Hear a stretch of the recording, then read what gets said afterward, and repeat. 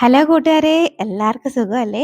അപ്പോൾ ഇന്ന് വളരെ കുറച്ച് അരിയും ഒരു 2 ക്യാരറ്റും ഉണ്ടെങ്കിൽ നമുക്ക് ഉച്ചക്കത്തേനുള്ള ഭക്ഷണം റെഡിയാക്കി എടുക്കാം. പ്രത്യേകിച്ച് കറികളുടെ ഒന്നും ആവശ്യമില്ല. വളരെ നല്ല പെട്ടെന്ന് ടേസ്റ്റിയാണേ. ഉണ്ടാക്കിയെടുക്കുകയും അപ്പോൾ ചെയ്യാം ഇതെങ്ങനെ കേട്ടോ. ഉണ്ടാക്കുന്നത് കണ്ട് നോക്കാം. അതിന് മുന്നേ ചാനൽ ആരെങ്കിലും സബ്സ്ക്രൈബ് ചെയ്തിട്ടുണ്ടെങ്കിൽ സബ്സ്ക്രൈബ് ചെയ്ത് സപ്പോർട്ടോടെ ചെയ്തേക്കണേ. അപ്പോൾ ഞാനിവിടെ ഒരു ക്യാരറ്റ് ഒന്നെടുത്ത് ഇതുപോലെ ഗ്രേറ്റ് ചെയ്തൊന്ന് മാറ്റി വെച്ചിട്ടുണ്ടേ.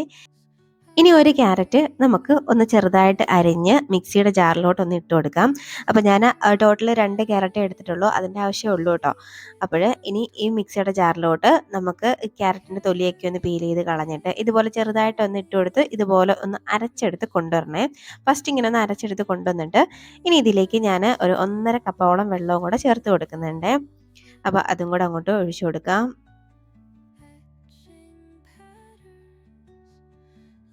നമുക്ക് ഈ ക്യാരറ്റ് ജ്യൂസ് എടുക്കാനുണ്ട് കേട്ടോ, ഇത് ഉണ്ടാക്കാൻ വേണ്ടിയിട്ട്. അതിന് വേണ്ടിയിട്ടാണ് ഇപ്പം ഇങ്ങനെ ഒന്ന് റെഡിയാക്കി എടുക്കുന്നത്. ഇനി ഇതൊന്ന് അടിച്ചെടുത്ത് കൊണ്ടുവരാം. ഇപ്പോൾ ദാണ്ട ക്യാരറ്റ് ജ്യൂസ് ഞാനൊന്ന് റെഡിയാക്കിയിട്ടുണ്ട്. അപ്പം നമുക്കിത് അങ്ങോട്ട് മാറ്റി വെക്കാം. ഇനി നമുക്ക് റൈസ് ഉണ്ടാക്കാൻ തുടങ്ങിയാലോ? അപ്പോൾ അതിന് വേണ്ടിയിട്ട് ഒരു പാനിലോട്ട് ഞാൻ കുറച്ച് ബട്ടറാണ് കേട്ടോ ചേർത്ത് കൊടുക്കുന്നത്. അപ്പോൾ നിങ്ങളുടെ കയ്യിൽ നെയ്യ് ഉണ്ടെങ്കിൽ അത് ചേർത്താലും മതി, ബട്ടർ ഇല്ലെങ്കിൽ കുഴപ്പമില്ല. ഇനിയിപ്പോൾ ഇതൊന്നും ഇല്ലെങ്കിൽ ഓയിൽ ചേർത്താലും മതി. അപ്പോൾ എൻ്റെ കയ്യിൽ ബട്ടർ ഉള്ളത് കൊണ്ട് ഞാൻ ചേർത്തുന്നേ ഉള്ളൂ. അപ്പോൾ ദാണ്ട ഈ ബട്ടർ നന്നായിട്ട് ഒന്നങ്ങ് മെൽറ്റാക്കി എടുക്കാം. നല്ല ഹെൽത്തി ആയിട്ടുള്ള റൈസാണ് കേട്ടോ. കുട്ടികൾക്കൊക്കെ ഇഷ്ടമുള്ള നല്ലപോലെ ഇഷ്ടമാവും കേട്ടോ ഈ റൈസ്. അപ്പോൾ അതാണ്ട് ഇത് ബട്ടറൊക്കെ ഒന്ന് മെൽറ്റായി വരുമ്പോഴേക്കുവേ ഇതിനകത്ത് ചെറിയ 2 കഷ്ണം പട്ട ചേർത്ത് കൊടുക്കുന്നുണ്ട്. ഇനി ഒരു 2 കഷ്ണം ഏലക്ക ചേർത്ത് കൊടുക്കുന്നുണ്ട്. 2 കഷ്ണം ഗ്രാമ്പും കൂടെ ഇട്ട് കൊടുക്കാം.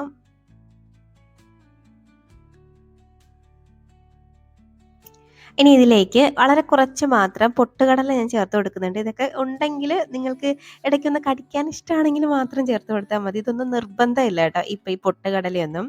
ഇനി ഇതിലേക്ക് ഒരു ടീസ്പൂൺ ഉഴുന്നും കൂടെ ഞാനൊന്ന് ചേർത്ത് കൊടുക്കുന്നുണ്ട് കേട്ടോ.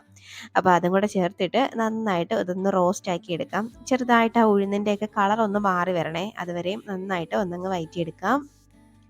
ഇപ്പോൾ ദാണ്ട ഉഴുന്നിൻ്റെ കളറൊക്കെ ഒന്ന് ചേഞ്ച് ആയിട്ട് വന്നിട്ടുണ്ട്. അപ്പോൾ വളരെ പെട്ടെന്ന് ഉണ്ടാക്കിയെടുക്കാം കേട്ടോ. ഇത് ലഞ്ച് ബോക്സിലൊക്കെ കൊടുത്തു വിടാൻ പറ്റുന്ന ഒരു ഐറ്റമാണ്, ഹെൽത്തിയാണ്. അപ്പോൾ ദാണ്ട ഞാനൊരു സവാള ഇതുപോലെ ഒന്ന് അരിഞ്ഞെടുത്തിട്ടുണ്ട്. അതൊന്ന് ചേർത്ത് കൊടുക്കാം. ചേർത്തിട്ട് ജസ്റ്റ് ഒന്നങ്ങ് വഴറ്റിയെടുക്കാം. സവാളയൊന്നും ഒരുപാട് നിറം മാറ്റി എടുക്കേണ്ട ആവശ്യമൊന്നുമില്ല കേട്ടോ. ജസ്റ്റ് ഒന്നങ്ങ് വഴറ്റിയെടുത്താൽ മതി. ഒന്ന് ട്രാൻസ്പെറൻ്റ് ആയിട്ട് ഒന്ന് വെന്ത് വരണം, അത്രയേ ഉള്ളൂ. ഇപ്പോൾ ദാണ്ട സവാളയൊക്കെ ഒന്ന് റെഡി ആയിട്ടൊന്ന് വരുന്നുണ്ട്. അപ്പോൾ ദാണ്ട നമുക്ക് ഈ പരുവം വരെയൊക്കെ ഒന്ന് മതി. ഇപ്പം ജസ്റ്റ് ഒന്ന് വെന്ത് ഒന്ന് ട്രാൻസ്പെറൻ്റ് ആയിട്ട് വന്നിട്ടേ ഉള്ളൂ. അപ്പോൾ ഈ പരുവാകുമ്പോഴേക്കുവേ ഇതിലേക്ക് ഞാൻ കുറച്ച് ഒരു ടേബിൾ സ്പൂണോളം ഇഞ്ചിയും വെളുത്തുള്ളിയും ചതച്ചതാണ് കേട്ടോ ചേർത്ത് കൊടുക്കുന്നത്. അപ്പോൾ നിങ്ങളുടെ കയ്യിൽ ഇഞ്ചിയും വെളുത്തുള്ളി പേസ്റ്റ് ആണുള്ളതെങ്കിൽ അത് ചേർത്ത് കൊടുത്താലും മതി. അപ്പോൾ ഞാൻ ഫ്രഷ് ആയിട്ട് അങ്ങോട്ട് ചതച്ച് ചേർത്തതാണ് കേട്ടോ. അപ്പോൾ ഇത് നന്നായിട്ട് വീണ്ടും ആ ഇഞ്ചി വെളുത്തുള്ളിയുടെയൊക്കെ പച്ചമണം ഒന്ന് മാറുമല്ലോ, അതുവരെ വീണ്ടും നന്നായിട്ടൊന്നങ്ങ് വഴറ്റിയെടുക്കാം.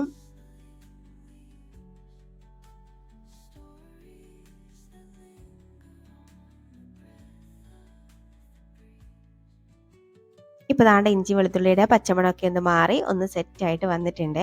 അപ്പോൾ ഇനി നമുക്ക് ഇതിലോട്ട് നമ്മൾ ക്യാരറ്റ് നമ്മൾ ഗ്രേറ്റ് ചെയ്ത് വെച്ചിട്ടുണ്ടല്ലോ, അതങ്ങോട്ട് ചേർത്ത് കൊടുക്കാം.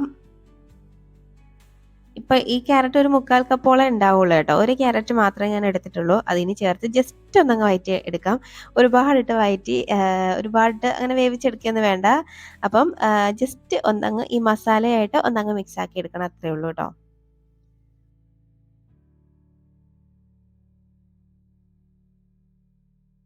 വേണ്ട, ഇത്രയൊക്കെ ഒന്ന് മതിയാവേ. ഞാൻ ഇത്രയും ഒന്ന് വഴറ്റുന്നുള്ളൂ. ഇനി ഇതിലേക്ക് നമുക്ക് റൈസ് ഇട്ട് കൊടുക്കാം.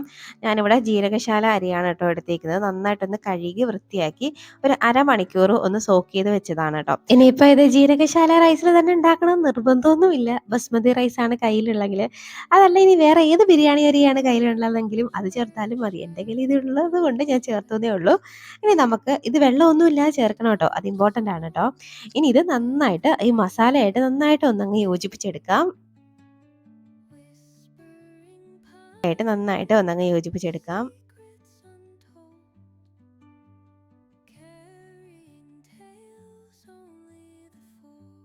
ഇതുപോലെ ഒന്ന് മിക്സ് ആക്കിയിട്ടൊക്കെ റൈസ് ഉണ്ടാക്കുമ്പോഴേക്കും നല്ലൊരു ടേസ്റ്റാണ് കേട്ടോ റൈസ് കഴിക്കാൻ വേണ്ടിയിട്ട്. അപ്പോൾ അതാണ്ട് ഞാനൊന്ന് മിക്സ് ആക്കിയിട്ടുണ്ട്. ഇനി ഇതിലേക്ക് നമുക്ക് വെള്ളം ചേർത്ത് കൊടുക്കണം. നമ്മൾ നേരത്തെ തയ്യാറാക്കി വെച്ചേക്കുന്ന ജ്യൂസ് ഉണ്ടല്ലോ, അതായത് ക്യാരറ്റ് ജ്യൂസ്, അതാണ് വെള്ളത്തിന് പകരമായിട്ട് നമ്മൾ ചേർത്ത് കൊടുക്കുന്നത്. അപ്പം 1 കപ്പ് അരിക്ക് 1.5 കപ്പ് എന്നുള്ള കണക്കിലാണ് വെള്ളം വെക്കേണ്ടത്. അപ്പോഴും ഞാൻ ജീരകശാല അരിയുടെ കണക്കാണ് കേട്ടോ പറയുന്നത്. അപ്പോൾ നിങ്ങളുടെ കയ്യിൽ ഇത് ക്യാരറ്റ് ജ്യൂസ് തികയാതെ വരുമ്പോൾ സാധാരണ വെള്ളം കൂടെ ഒഴിച്ച് നമുക്ക് ഒന്ന് കറക്റ്റ് ചെയ്ത് കൊടുത്താൽ മതിയാവുകയും. അപ്പം നമ്മളിവിടെ 1.5 കപ്പോളം മാത്രമേ വെള്ളം എടുത്തിട്ടുണ്ടായിരുന്നുള്ളൂ. അപ്പം ബാക്കി സാധാരണ വെള്ളം കൂടെ ഞാനൊന്ന് ചേർത്ത് കൊടുത്തിട്ടുണ്ട്. ഇനി അതും ചേർത്ത് നന്നായിട്ടൊന്നങ്ങ് മിക്സ് ആക്കിയിട്ട് ഇനി ഇതിലേക്ക് ആവശ്യത്തിനുള്ള ഉപ്പും കൂടെ അങ്ങോട്ട് ചേർത്ത് കൊടുക്കാം. അപ്പോൾ ഉപ്പ് ചേർക്കുമ്പോൾ കുറച്ചൊന്ന് മുന്നോട്ട് നിൽക്കുന്ന രീതിയിൽ ചേർക്കണം, എങ്കിലേ റൈസിൽ കൃത്യമായിട്ട് പിടിക്കുകയുള്ളൂ. അപ്പോൾ ഇത് ഇനി ഉപ്പ് ചേർത്തിട്ട് നന്നായിട്ട് ഒന്നങ്ങ് മിക്സ് ആക്കി എടുക്കാം.